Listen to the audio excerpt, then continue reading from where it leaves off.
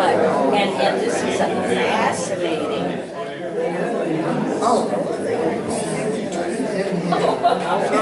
Good morning. Good morning. And welcome to this beautiful summer fall day. We are delighted to welcome back our speaker, Bill Menner, for fourth and last session. And a few announcements, one new one. Listen for it. So if you're using a tea coil, it's time to turn it on. If you haven't remembered to turn off your phone, now would be a good time to do it. And this is like driving, by the way. We're not supposed to text while we listen. It's dangerous. And finally, this morning, since there's going to be more conversation than we hope, than we've had in the last few weeks, I would ask that when the mic comes to you because you want to ask a question or make a statement, that you state your name. And that's just helpful to listeners and listeners in the future. Okay? With that, let us welcome Bill back. His session topic again is Agriculture, Small Towns, and the Federal Government, a look at the relationship over the years. Bill, welcome. Thank you, Janet. Thanks for having me back. It was mentioned to me that maybe some folks were scared off by the thought of audience participation. But that's okay. Well, we've been, I was reflecting on what we've talked about over the first 3 weeks while I was preparing my remarks today. And we've touched on a lot of stuff.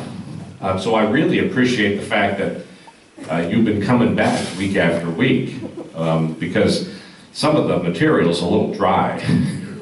And as one person told me, when are we going to talk about the future? I mean, I know last week we were talking about the Farm Bill, and now it didn't even get passed. They kicked the Farm Bill can proverbially down the road, and well, this fiscal year, it's a new year, and we talked about the New Deal, and we talked about dust storms, and we've talked about cooperatives and energy and broadband, and we've talked about how the government has at least theoretically tried to support all these entities, whether it's farmers, whether it's folks who live in small towns, whether it's energy companies, whether it's a small business, what the role of the government is in all this.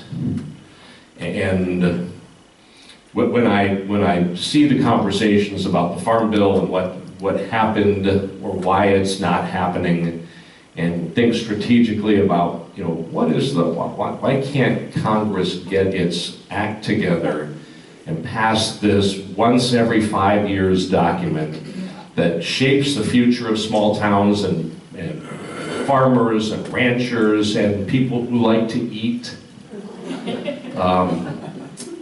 But then I'll wind up, spiraling out of control, and I'll spend an hour and a half here ranting about stuff. And that's not why you came today. You came today to have a conversation about our little spot on the prairie. Whether you live here in this spot or outside of this spot, I'm really eager to hear what you all think this place should be doing.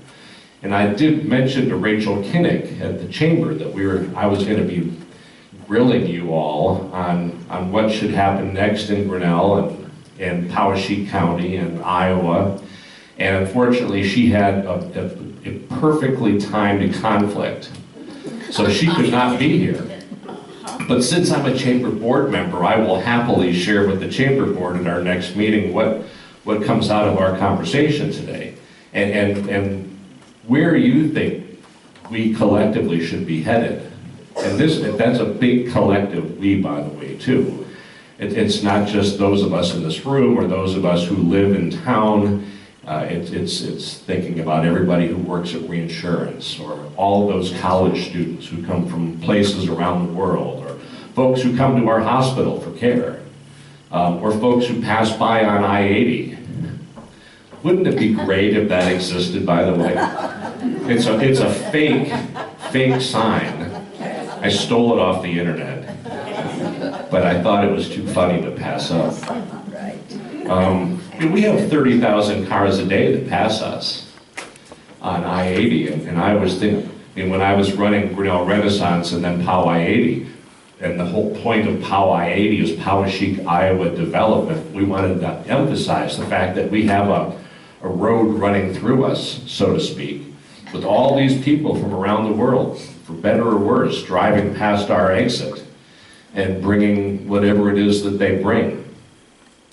When Paul Noacel was on the Renaissance board some 17, 16 years ago, I remember he thought that we ought to, we shouldn't be Jewel of the Prairie, we should be Grinnell, a place to pee. That would draw more people out of the interstate than anything else. Yes, yes. But we are what we are. We're the Jewel of the Prairie. And the one thing that I think we can talk about when we talk about the big picture solutions to where we're headed, and I'll go ahead and reemphasize something I said early on. There are 900 plus towns in the state, and 890 of them would love to be us, or would love to have what we have. It would kill for our resources, our people, our institutions, our community. And they don't have it, but they'd love to do that. They'd love to have what we have.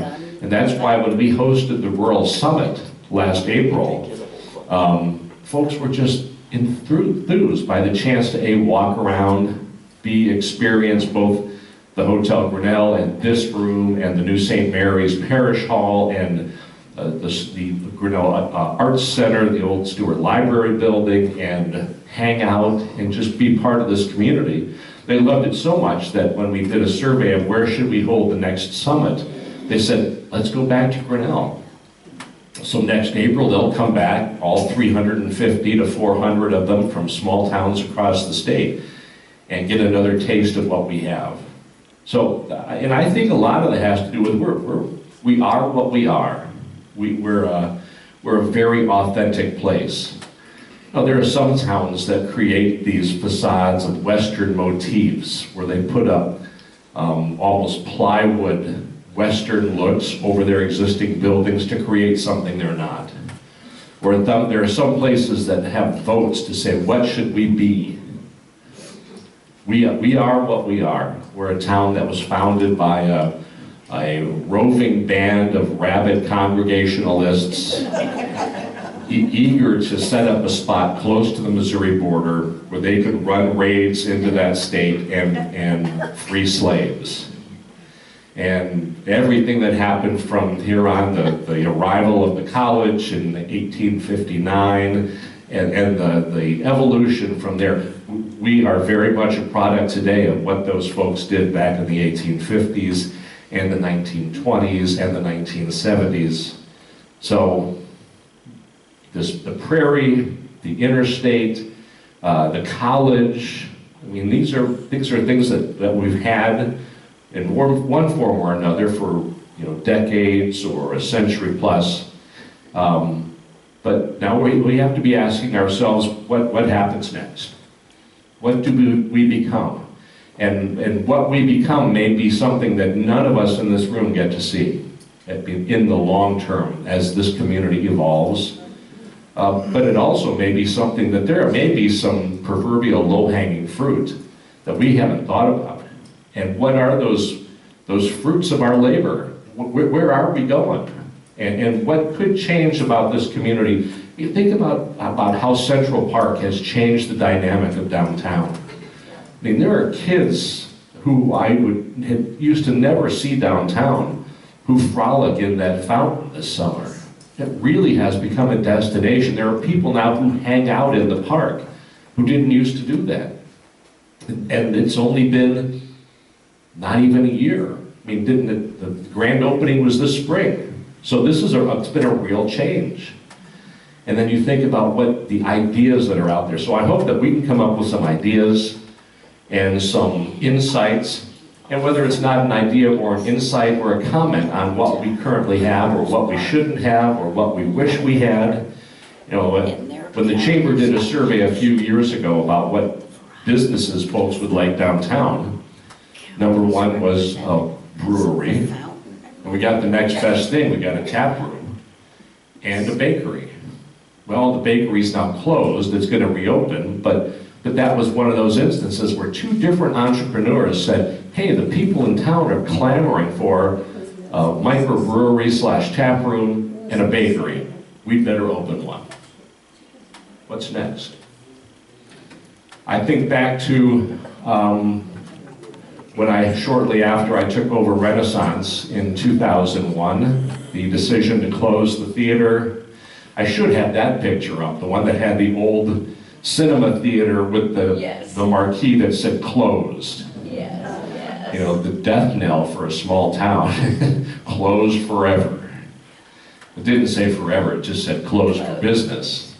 And it took a group of far-sighted individuals willing to pony up some of their money to purchase that old building, secure the building next door, raise more money, ask folks like you to donate funds to restore the facade, and we got something that changed downtown forever.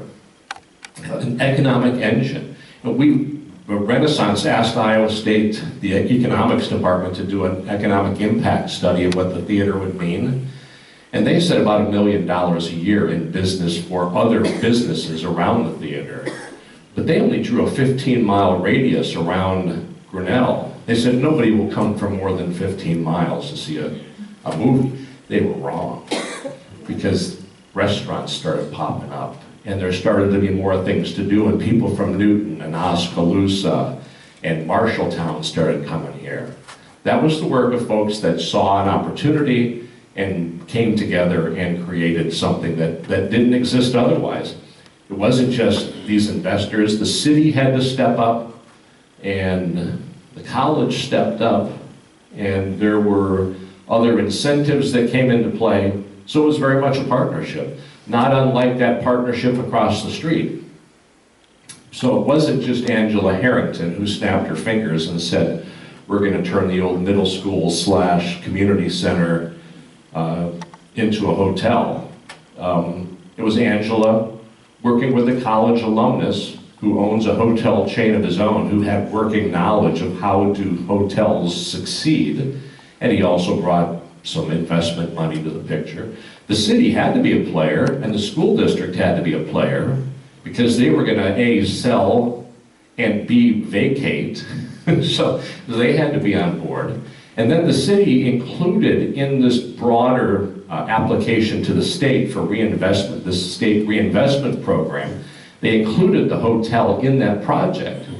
So then now the state becomes a partner too. And there were historic tax credits, so the federal government's involved. This is one of these, I always talk to folks about the fact that when you put a project together, a lot of times it looks like lasagna, because you have these multiple layers of funding and partnerships and resources that come to play.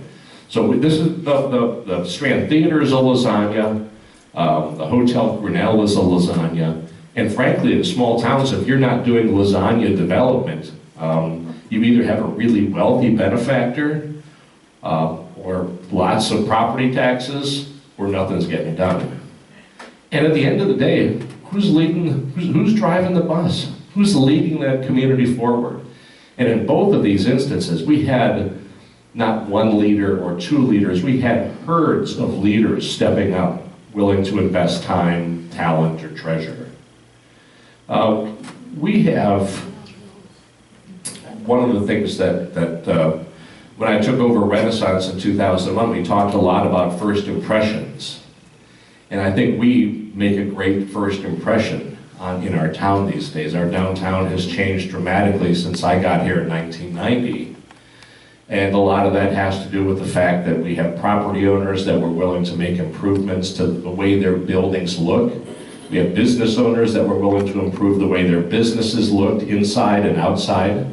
We had a city council that was willing to drop $10 million a time in infrastructure, the old sewer lines, the water mains, the utility lines, the streets. Then they created the streetscape and they put the planters in. I mean, that was a big deal. And one of the first impressions we used to have when people would come into town off the interstate and they would turn right on 4th Avenue and they'd get to the corner of 4th and Main, it was one way. If they were from out of town and they turned left, went the wrong way up Main, you know, they'd be coming head on into traffic and there'd be people shaking their fists and honking their horns at them. And I guarantee you, they'd get to 5th, turn left, back to 146 and get the heck out of town.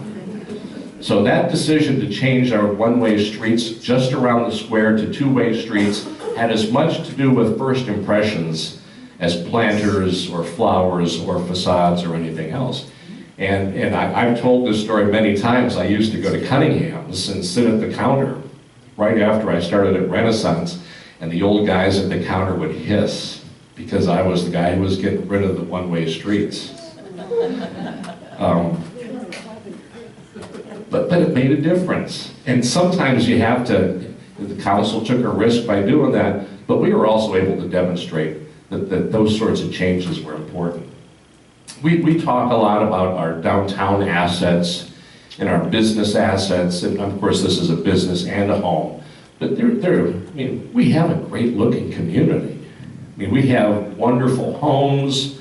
We have assets that when you start ticking off, what we have institutions. We don't have just the college. We have Mayflower, we have Sealand Park, St. Francis, we've got the school district, we've got churches and congregations and all these things that collectively make up our place. And we take pride in it. And it really does make a difference. There are not ramshackle businesses here or places where people aren't at least thinking about what they want their place or their asset to become. And as possible, they're willing to invest in that. I mean, we talked last week about the impact of reinsurance as an early cooperative, farmers coming together to insure themselves collectively, and what that's become. When I tell people that reinsurance is the largest employer in town, they're often surprised. That their response is, well, I thought the college was number one. And when you tell them that, well, no, reinsurance has about 900 employees now, and the college has about 550, and the hospital, I think, is right about 300 now. Hey, those are big employers, but nobody would have thunk that reinsurance would be the biggest. But then we start talking about, well, who are those reinsurance employees, and where are they coming from? They're coming from long distances to work there. And then that never-ending question is, why don't they just live here?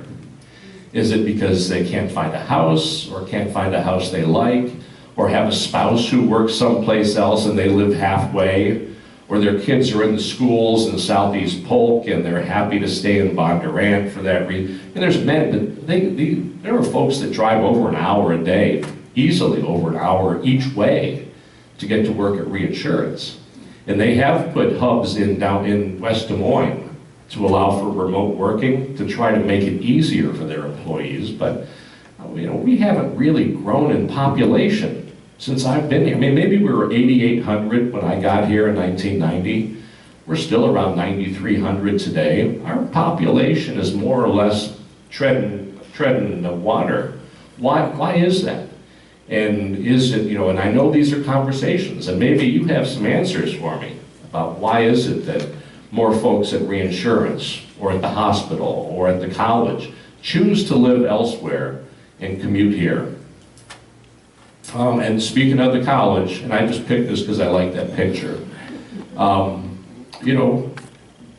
we are unlike any other college town in this state. Every other college town in this state has a super majority of students who come from Iowa. Maybe Luther is closest as far as having that broader reach. But what is it today? 10% of Grinnell students come from Iowa, or that's the target. And students from 60 different countries. I mean, the diversity that we get from the student body is unlike any other college town in the state. And when people try to say, oh, we've got 20-something liberal arts colleges in small towns in Iowa, here's what they do, my response is often, yes, here's what most of them do, and then here's the other thing that Grinnell has too. I mean, it really is remarkable, the diversity, not just the diversity that the students bring, but the diversity that that faculty brings. And what is it, you know, this whole town and gown relationship that has existed. When, and George, you can correct me if I'm wrong, I believe that when President Magoon was being ready to be installed, the town built wooden sidewalks to make sure that the mud didn't create a problem. So the town bent over backwards to welcome the first president of the college. And that it's not this is a college town and the college drives the bus. This isn't a college town where the city drives the bus. It's one that's very much symbiotic.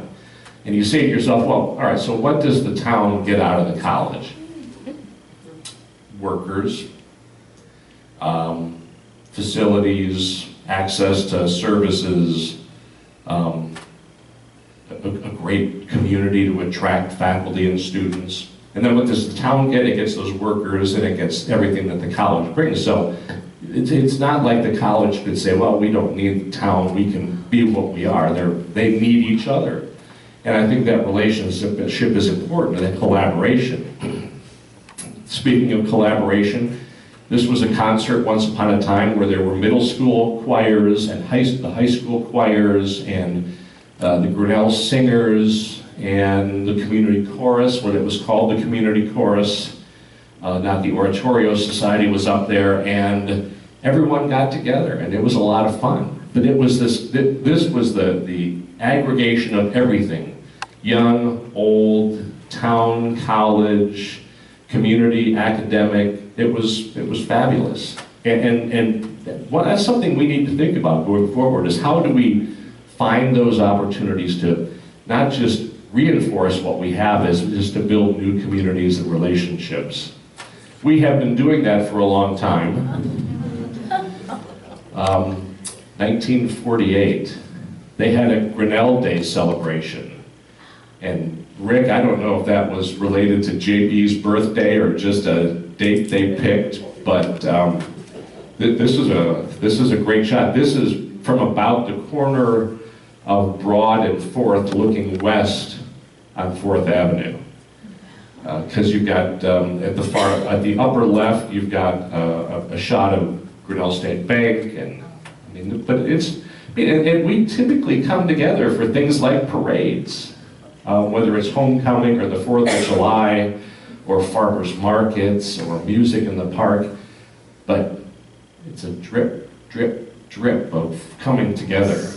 And maybe, and we were talking about the role of faith and religious institutions, and I know people come together every Sunday and every Wednesday evening, but you know, thinking back to that first session when we talked about bowling alone, and Robert Putnam, and how people interact differently today. How do we overcome that bowling alone phenomenon and create more third spaces where people come when they're not working or not at home? And I would argue that we have places like that, but are there enough? Do we have people that are willing to just hang out downtown? Or do we have places where people just can sit? Now these people are sitting and watching a parade, so that's not really fair, but it is something that is worth thinking about as we plot the future and think about what could happen next, and where it's going to happen, and how it's going to happen, and more importantly, who's going to do it.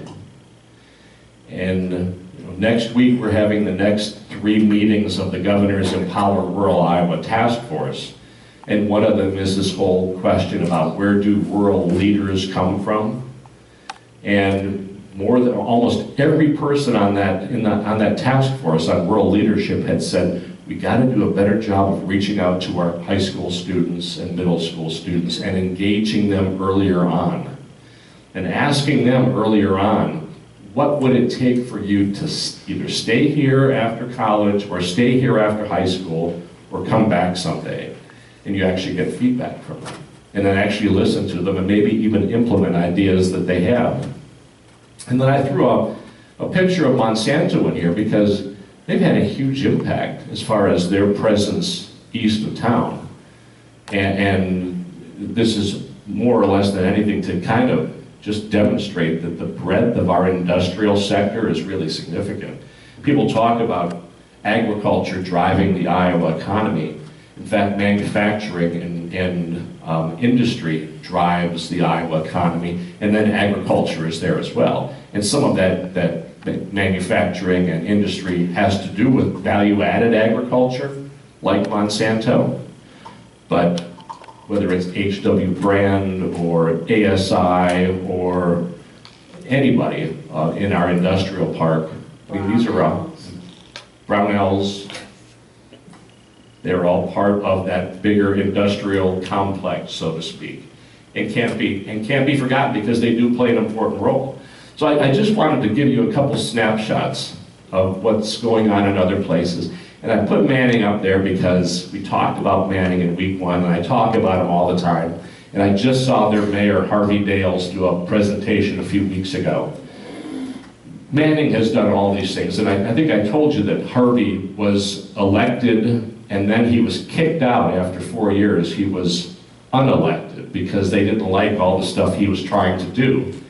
And after he was kicked out of office, people in town started begging him to run again in the next election because they missed what he was doing. And if you look at all these things he was doing, it's quite remarkable. Now, it's not Harvey alone. He has an amazing team of leaders in this community of 1,700 in Carroll County. But this is a collective work, and it's very, they didn't just create a Main Street community or revitalize their downtown or build an industrial park. I mean, they helped build a new hospital. I mean, it's an amazing thing that a town like this, A, had a hospital, and then B, decided to build a new one. So Manning's a remarkable place, and they have partnerships, and they were named the Small Business Administration's Iowa Small Business Community of the Year a few years ago, beating out Iowa City, Cedar Rapids, and Sioux City. Maquoketa is a really interesting place. They keep popping up at meetings, and I keep hearing stuff I'd never heard about. Now, Maquoketa is up in Jackson County, not far from the Mississippi River, just southwest of Bellevue, which is one of those great river towns. But Maquoketa has an amazing arts culture, but they're trying to develop a pocket neighborhood right now, trying to address their housing needs, what they have just like us. And they're trying to develop affordable homes. They're using some U.S. Department of Housing and Urban Development money, which limits how much those houses can cost and who can buy them based on their income. But they're targeting prices of $150,000 to $160,000 or less for a new single-family home. And they're putting it into a neighborhood that might look familiar.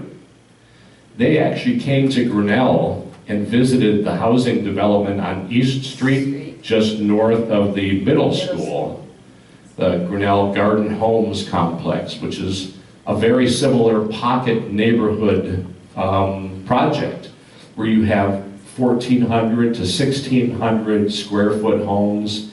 For the most part, they don't have basements. They don't all have garages. Some of them have carports, and the price I think I saw recently that they're listing for 180-something thousand, which sounds like a lot. But if you live in Des Moines and you're paying $350 to $400 for a single-family house, you say to yourself, 180, I could finance that over 30 years. I mean, it is an affordable option that rural communities are trying to address, and the pocket neighborhood concept, whether it's Grinnell or Maquoketa or Newton or someplace else, they're starting to take it on as this one's being driven by the community and by their council of governments, which is a oftentimes multi-county organization that supports governments, and all the governments kick in to do that, and they do transportation and housing and public facilities. The other thing that Maquoketa's got going on is they reached out to the Iowa Parks Foundation and Keep Iowa Beautiful and applied for a program called Parks to People. And it wasn't just Maquoketa, it was Maquoketa in a partnership of Jackson County, Jones County, and Dubuque County, I think.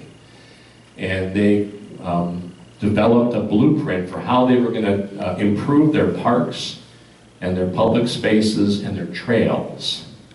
And the state came back to them and said, we have this program, but you're going to have to identify $20 million worth of projects. And they the people around the table from these three counties looked at each other and said, there's no way we can do this. And then they started doing an asset map of what they had as far as parks or public spaces or trails and what they needed. They wound up with a $50 million wish list that they have completed with some philanthropic help, with some state help, and a lot of hard work. And if you, it's a three-county area, again, areas along the Mississippi River for the most part. But these are folks coming together and working collaboratively, not just in the community, not just in their county, but across county lines too. This is downtown Jefferson. If you've been to Jefferson, it's a nice town. Their square they've got some buildings that have been fixed up and some buildings that haven't been fixed up. One of the buildings that hasn't been fixed up has just been purchased by the local development group. And that local development group, founded by a young man in his 30s who came back to town, worked with his parents, and then started his own business. But he saw this property, and he heard from a company in Des Moines that also has offices in the Silicon Valley, Ann Arbor, Michigan, and Columbus, Ohio. They're a software development and IT solution company, and they do things like they write lots of code, and they create programs and web-based solutions. The company is called Pillar Technologies, Pillar. But their workspaces are called the Forge, F-O-R-G-E, which makes it sound like, a blacksmith shop. And it's funny because, of course, they're not blacksmiths, they're creating code and software. But they're very open spaces. Anyway, this Chris Deal from Jefferson said, hey, Pillar Technologies, I've got a building in downtown Jefferson, and I've got a bunch of kids going to high school who, if they could find a job in IT, they would stay. And the guy who runs the Pillar office in Des Moines is from Manchester, Iowa, originally. And he loves the idea of training young people to be in the IT business, train them in high school, give them a job, see them through their higher education, and then bring them back. So in fact, Jefferson is going to have one of these forges in that historic building on their square that they're fixing up. And the city is a partner, and the state's a partner, and Pillar Technologies is a partner. But they're actually going to start putting classes into the high school that will train kids who wind up working for Pillar someday writing code. Downtown Earlham. So I'm bouncing around the state. Earlham had another building just like this. And building communities isn't just about bricks and mortar, but it does underscore how important partnerships are. This was a rundown building, but historic, very important, from I think 1910 or so. And a local couple, they actually don't live in Earlham, they live in Boonville, sort of next door. They happen to be the Krauses who own Come and Go. Kyle and Sharon Krause. They have a lot of money. But Sharon saw this and she thought, you know what, I'd love to take on a project, create a community space in Earlham, which was in desperate need of a community space. So she started raising money and writing grants and learning about historic preservation and creating a space that now in the upstairs of this historic building, and it's really side-by-side spaces, is a public community space. There's a kitchen where they do culinary classes. They have events and dances and music upstairs. Downstairs is a restaurant that was is going to be leased by one of the famous Des Moines restaurant owners, David Baruthia, who had restaurants called Baru 66 and Blue Tomato. So it's going to be a great restaurant. And in the back is a teen center. So they have a space now, and high school students who are members, and I think they pay $5 a year to be members, get a key card, and they can access the teen center with their key card. But it's not like they're unsupervised, because there are cameras around the teen center, and parents whose kids pay the $5 a year get the access and the password so they can watch what's going on at the teen center. So nothing ever bad happens because your parents are always watching you. So, but this is happening in Earlham. And so I think about these places, think about how they're building these partnerships, the ideas that they have. What prompted Sharon Krause, who's busy right now watching the new Come and Go headquarters on the sculpture park go up. She and her husband had this vision for that space, and she's got better things to do than think about what's happening in Earlham, where she doesn't even live. And then the partners she brought to help that project were the folks in Maquoketa, or Harvey Dales, the mayor of Manning, or any number of other places, Grinnell included, that are doing great things. How did they make those decisions? And what's next for them? And ultimately, what's next for us? So, Janet, do we want to take a break right now and then come back and start shaking people down for ideas and input? Or not, maybe it's not even ideas, maybe it's whatever you do, don't do this. So take 10 minutes, and then we're going to come back and have a conversation. Please stand up. It's been interesting since the break. All of the issues that have been raised already, and including a couple folks that had to leave who wanted to make sure that I mentioned some of the things that they're concerned about, or opportunities that they see existing. And I'm going to just mention those right now. And I'm going to write at the top, I'm going to write big.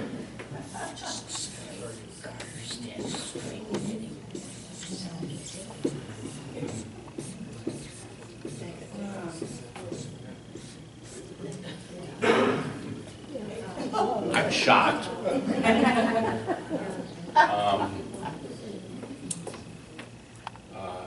Let's see. How can I phrase this best? We're missing the people who need us the most. That addressing the needs of the community, of those who have financial needs, food needs, mental health needs, but they're not.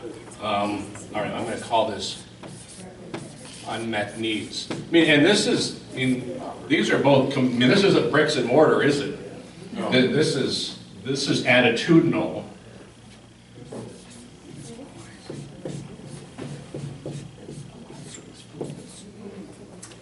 We also have issue raised, which is the relation. We've been talking a lot about town and gown, but we have not been talking about the unincorporated areas outside of Grinnell's city limits and their relationship with the city and the relationship between the city and the county. So it sounds to me like we need to have one big kumbaya moment almost. We need to have a coming together as zip code 50112 as much as a conversation in this room. One of the ways this manifests itself with rural areas is fire service and ambulance service.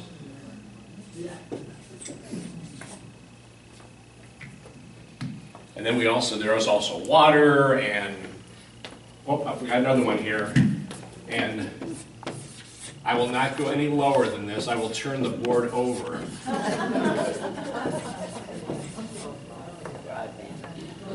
We talked about this in week 2. Fiber optics rule the world.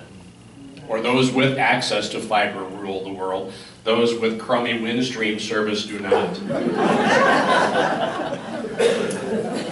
So these are just a few comments that just came up in passing.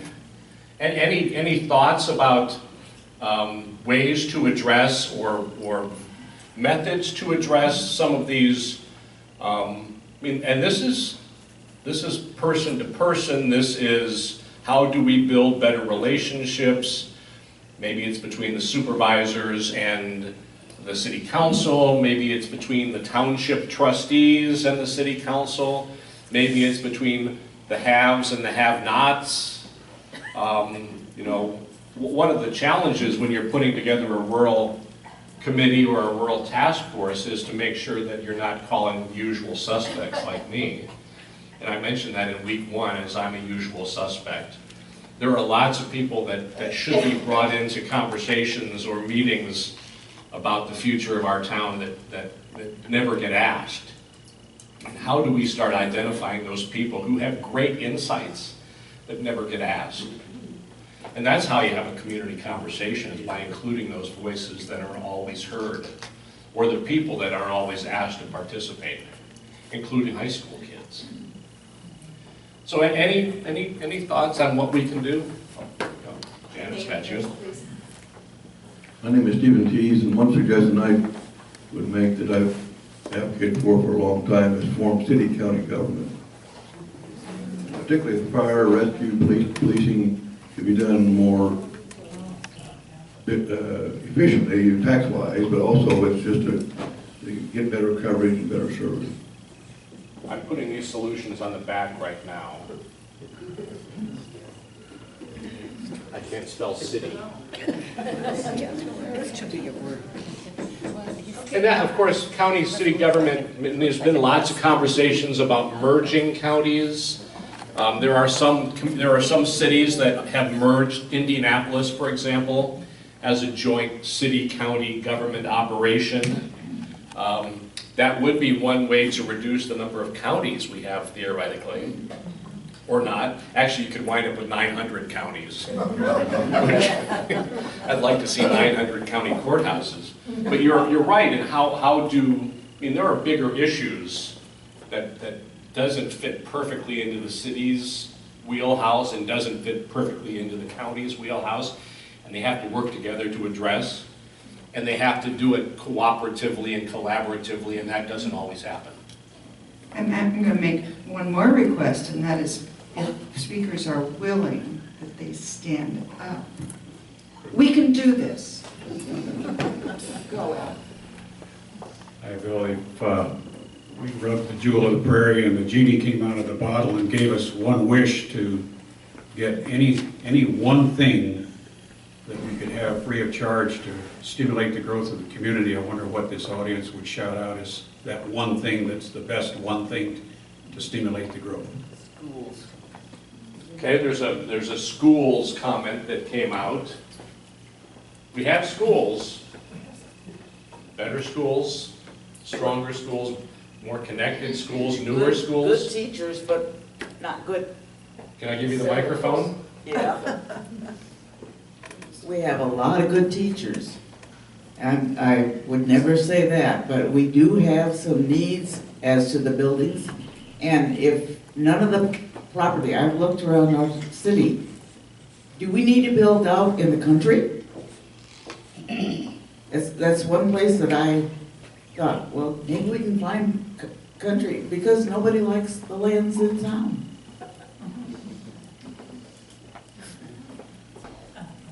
And that was the topic of much debate and consternation in this bond election, was where is the new school going to be located, and why is it being located on this parcel of land on the west side of town on Highway 6? Because the school district owns it. It's a great question. There are no school board members here, are there? I know that they're having to have conversations. They've been having conversations like this for the last X number of years. And nobody, the school board called me once to ask me a question, but, you know, and I don't have kids in school anymore, so theoretically I don't care, right? But I do. But I think that this question of how do you communicate with residents, what sorts of communications do you get back, and how do you use what you've learned?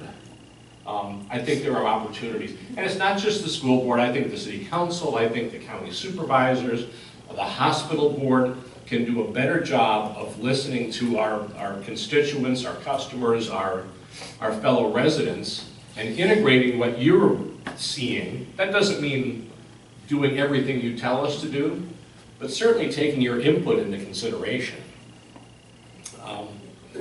And this is not a Grinnell thing, by the way, either, or even a Poweshiek County thing. This is a thing, and it happens everywhere. So Al's question of the golden, or the silver bullet, the golden nugget that we can put in place to change the future. I don't want to occupy the time, Stephen teasing him, but one thing I thought about was municipal utilities. Well, in Decorah, they tried to set one up. Some cities have municipal utilities for a very long time. But maybe if utilities were becoming a municipal entity, then they wouldn't have to actually go into production of electricity, for instance. They can contract with various bidders to be the provider. The one thing that by doing that, you can meet the need of the fiber optic by making an arrangement with the co-op phone company that's going to do it, Ethernet to everybody's house for so much money, and have that be the provider, but do it through a municipal utility for all utilities. There are a number of communities that have passed broadband municipal utility levies, or not levies, but resolutions, and often doing it with 90 to 100% support in their community, and creating these utilities in their communities because they're so frustrated with the status quo. So I'm standing and my name's Gail, and I think it should be the broadband. And the reason, if we had to answer one, and the reason is, it answers several of those points that we have. It's the most leveling of anything we can do. It's a public utility. It will engage the students, poor, rich, good learners, gifted, or handicapped. Especially the special ed kids need it. We just saw the Genesis kids go by. Now they come to the library. Think of what it would do to the library. I mean, it's already wonderful, but it would be a lot better. I had to actually turn off my server today, because if you don't do that every once in a while, you can't get on with Windstream. The W word. Roger Osberg, kind of tie along with that, with the broadband. You know, would it allow? I mean, we could use that as a marketing point. If, you know, as far as builders, you know, we could potentially, you know, a lot of places now are, you know, allowing workers to work remotely. So if we had a community higher speed internet access, also it might get access, you know, like say if we had a cooperative through that, potentially those, you know, kind of dealing back with the disparity, you know, those that may not necessarily have access to something could then at least, you know, if they had free, or, you know, a public utility, public internet, would then be able to access some of the information they might need, as, you know, like say whether it's medical, mental health, employment, things like that, that they may not necessarily have access to currently. I know you all know how expensive running fiber to the home is, so it wouldn't be as much as the $60 million that the school district was going to spend, but it's going to be a chunk of change. I am Lonnie Redenis, and this isn't the silver bullet answer, but it seems to me one of the things that we have a love-hate relationship with the interstate. The interstate, when it came through here, all of a sudden people could go to Des Moines, Iowa City, and everywhere else. So our retail drained out of here. So I think if we could figure out some way to make the interstate work for us instead of against us, we'd get more of those people who are driving by to come this way. We do have a pretty attractive interstate, but it's that gap between the interstate and town. I have, Lynn Kavanaugh, I have a little idea for getting some of those interstate people here, and I've always had this in my mind, and it's, I think we need to have, this is a rural community, I think we need to capitalize on that for all the people that are driving through the state of Iowa and want to see a modern day working farm, and have a spot where they can get off, take a 45-minute tour, and maybe sample some of the food that's grown there, stay at one of our hotels, eat, shop, and travel on. Or perhaps think, hey, this is a great place to live. I'm going to investigate Mayflower or Sealand Park, or buying a home here, something like that. I've always thought, why don't we do that? I mean, we have visitors from out of town, and I'm always kind of scrambling, calling my farmer friends, like, could we come out and see your farm? And I think it would be a great opportunity if it worked for somebody to do it. So that's called Agri Tourism. There's actually, I think there's a B&B north of Montezuma where you can stay there, and I don't know that they let you work, but they might let you, do a little bit of work. I mean, when we were in Italy, they were called Agri Turismos there, and you could actually go pick olives and help feed the cows, and you can have a working experience. Now, I know that Howard McDonough has been taking generations of college students to his farm and talking with them and showing them, everything from what it's like to ride a combine to butcher a hog. But that is a great point. And honestly, one thing it would do, it would help reduce that gap that exists between the general public and farmers, because most people don't understand what actually goes into running a farm operation. Kids still think that vegetables come out of a can. And when you start introducing them to the reality of food production, it can be a transformational moment. I know in inner cities, they actually use that as a process to doing biology classes where they grow vegetables, and then they teach the kids how to prepare the fresh vegetables, and many of them have never seen a fresh vegetable before. Or a cow. Or a cow. Tommy, were you raising your hand? Okay. I have a comment. Okay. And since I have the mic, maybe this is an impossible dream. I don't think it's a silver bullet or gold or any other color, but how about a retail men's and women's clothing store downtown? And maybe it's a co-op. Maybe nobody needs to make money, but things just have to be available. Otherwise, there's only one place, the place that shall not be named, that we have to go to. It's another W word. Jack. I'm Jack Gustafson. About this, learning about farmers, my wife and I toured New Zealand, and one of the opportunities we had was to stay at a farm. It's like a bed and breakfast, but you had to work. You had to. My wife helped that lady can apricots, I think, and I went out to help herd sheep. And they had me drive their pickup, and you ever try to drive a pickup when you're sitting on the right side? Well, anyway, it was a lot of fun, and I learned all about raising sheep and farming and what have you. And you live with this family for however long you wanted to stay. We just stayed, I think, 2 nights, and then we moved on. But that was fascinating.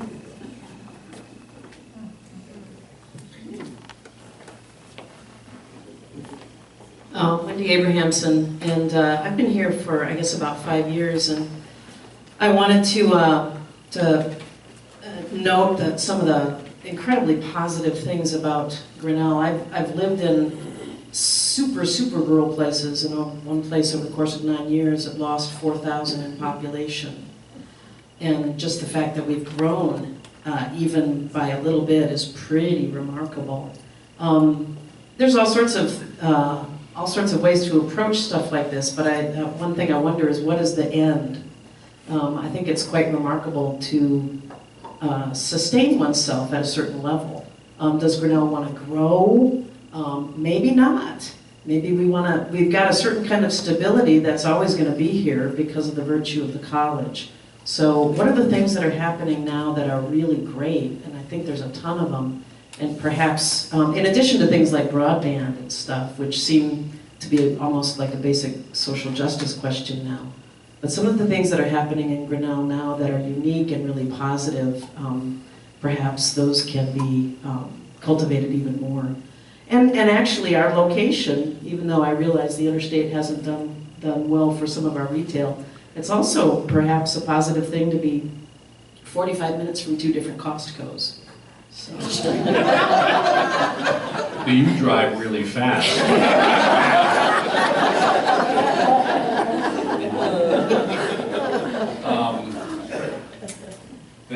That is very interesting, because that conversation, that topic of should we even be growing, keeps coming up. In fact, there's an Iowa State rural sociologist who has a concept called smart shrinkage, which is that maybe you can see your population decline, but in his mind, the places that are doing this successfully are getting rid of all the poor people.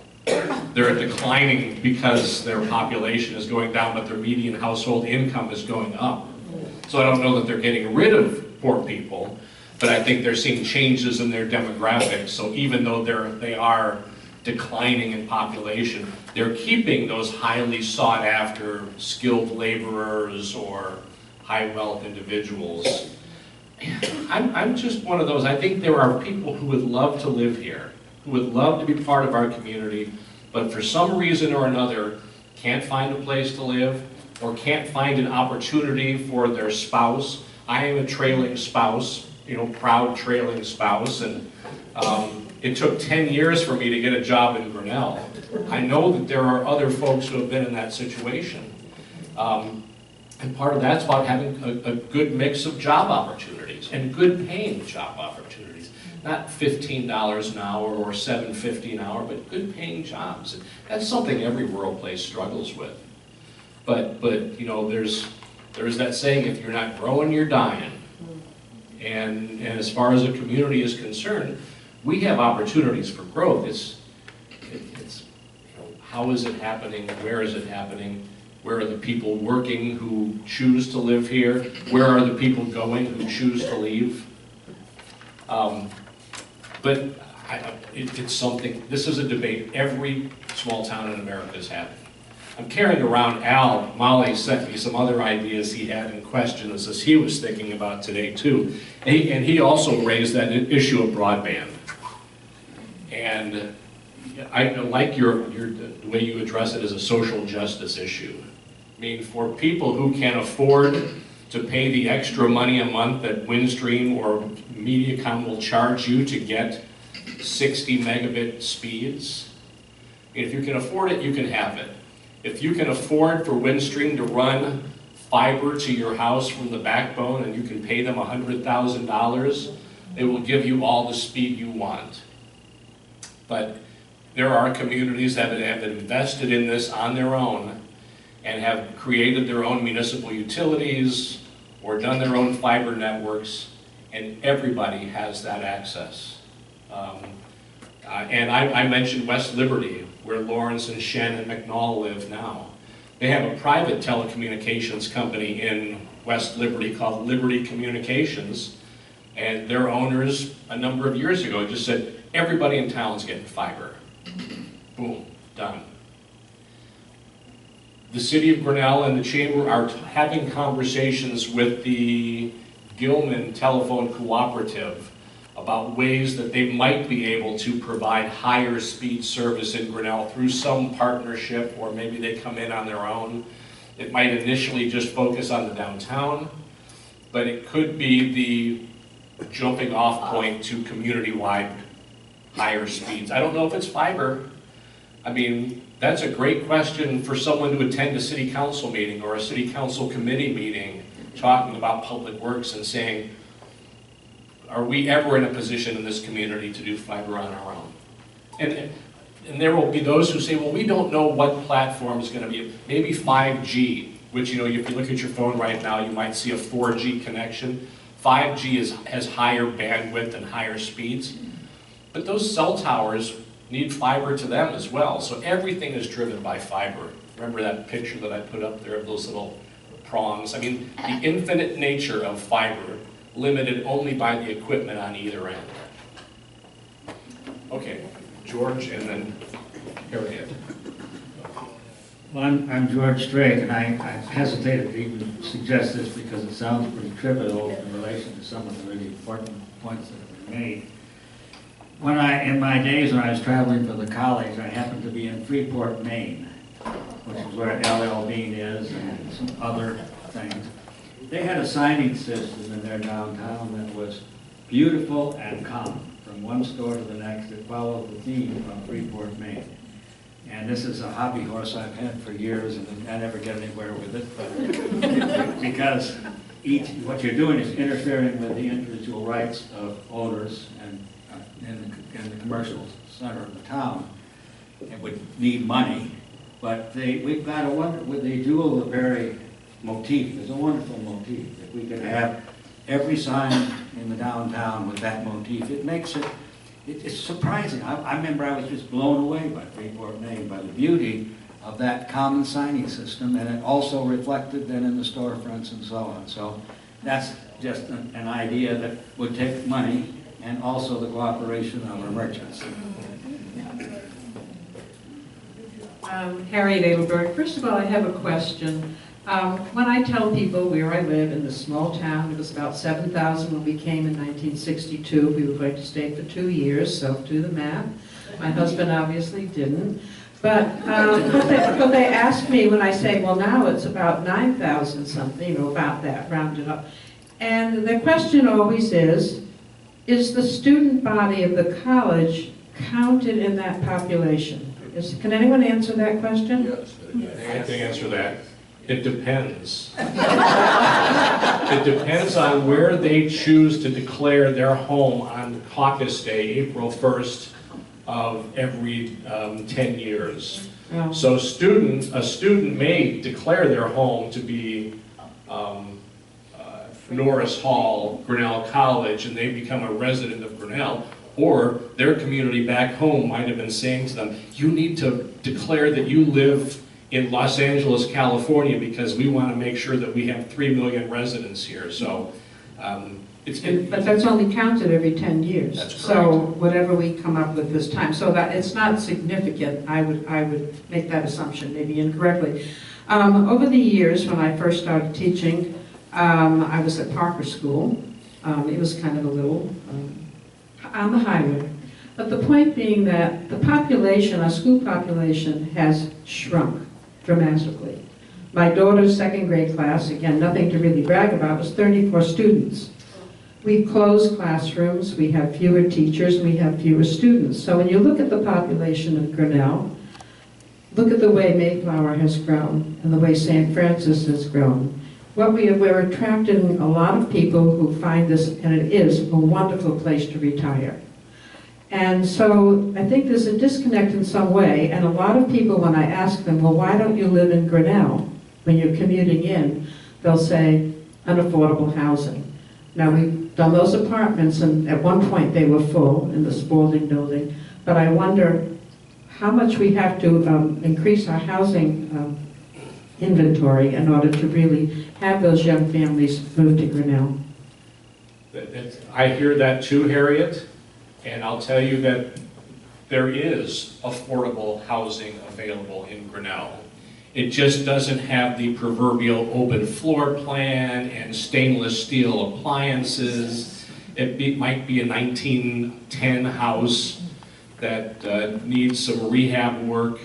I think there is a challenge right there, is how do you demonstrate to folks that there are affordable places to live? Now, if you want to choose to live in Searsboro, it probably is less expensive. If you want to live in Grinnell, you can find a house for $150,000 or less. At the end of the day, the challenge is how do we make sure that the housing stock that exists that is going to come on the market is something that folks want to buy. I mean, there are programs out there to help finance the rehab of existing homes, which is a very environmentally friendly thing to do. You're not building a new subdivision on the edge of town. You're rehabbing homes right in the middle of town. But I don't buy it when people says there's no place that they like in their price category because there's no ranch with 20,000 or 2,000 square feet and a fenced-in back. I feel like I watch House Hunters sometimes on HGTV, and everybody has these unrealistic wants for what they want. And these people who say, well, I'd live in Grinnell if I could find a house for $150,000 that had 4 bedrooms and a pool. I would live here too for that. It's a challenge. Before Sherman, and I think we have really 2 populations in Grinnell. One, the one that Bill is talking about, that would love to come here and live here, and they could afford a nice house if it was available at the right price. And I'm not sure I'm right, but the average value of a house in Grinnell is right at $100,000. But if you're making $9 or $10 an hour, you can't even afford that. Now and the retail in Grinnell is not well paid. It's interesting that Amazon just announced yesterday that their minimum wage as of the 1st of November will be $15 an hour.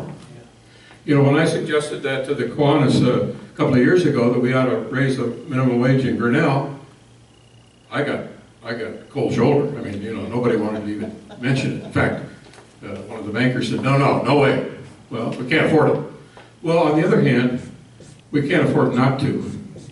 Now, one of the things we could do with the housing, at least for the retail workers, for the people who are in that lower income group rather than those who are fortunate enough to have good jobs or decent jobs, is a community land trust.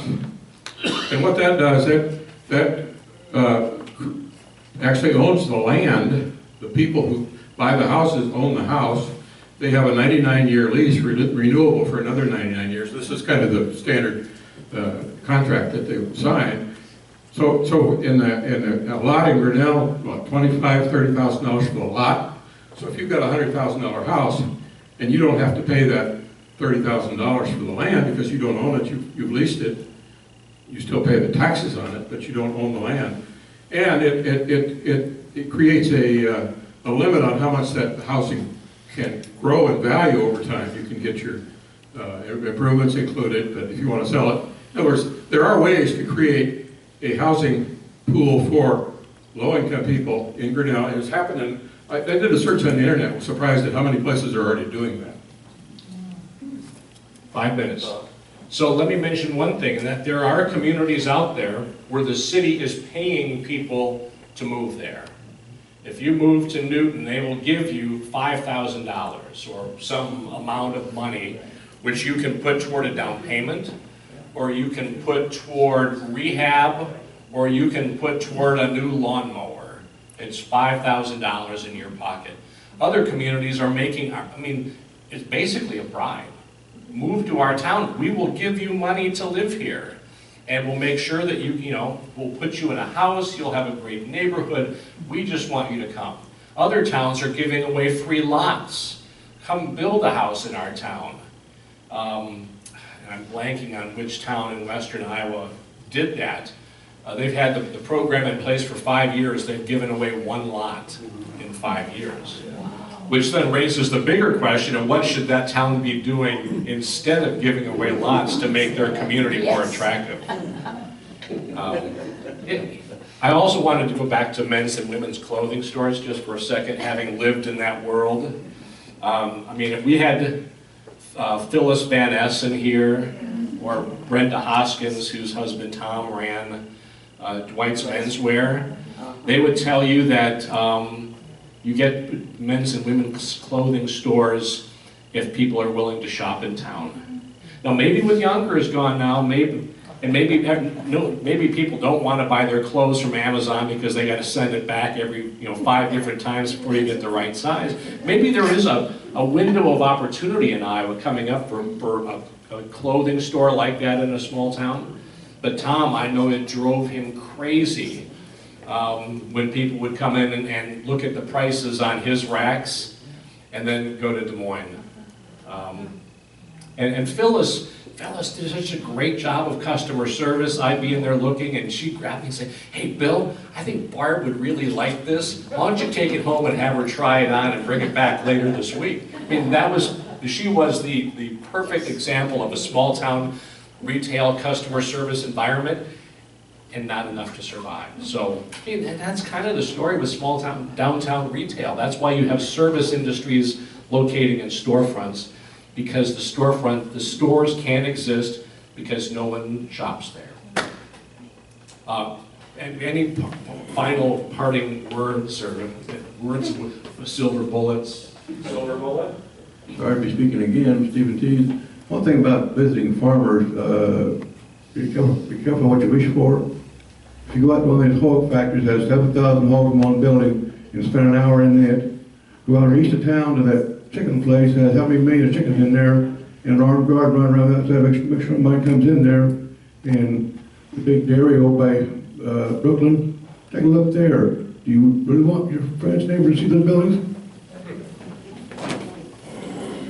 I can tell you that you're not invited. To get into any of those places, you have to wear a spacesuit for biosecurity reasons, and so you don't bring germs to the livestock or the chickens. You know, when George first asked if I would do this, I was not sold on it because I'm going to have to do all this research and learn things, and I got a job, and I'm really glad I agreed. It was great spending the last 4 weeks with you, and I learned a lot preparing, but also I learned a lot listening from you all. So thank you for the last 4 weeks, and good luck.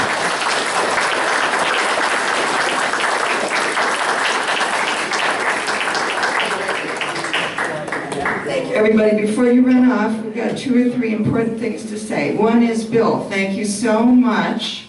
And in your honor, the Bucket Course is contributing $50 to the Art Hyman Book Fund, which means more books in Drake Community Library. So thank you again. I believe most of you had an evaluation form on your chair with a nice little piece of cardboard to write on. I thought that was thoughtful. And please fill those out and just return them. There's a place on the table out front to just take it and put it out there. Would really appreciate your feedback. And finally, although we are sad to say goodbye to you, there's other things coming up. Just quickly, I'll remind you that we have 6 different speakers coming up. Next week, Peter Hansen, Steve Andrews, and then Leslie Gregg Jolly, David Harrison, Jim Arns, Barb Trish. Yeah, so put those on your calendar, and we'll hope to see many of you next week. That is the rest of the fall? That's the rest of the fall. That's the Variety 6-pack, I am told. Thank you, everybody. Have a great week.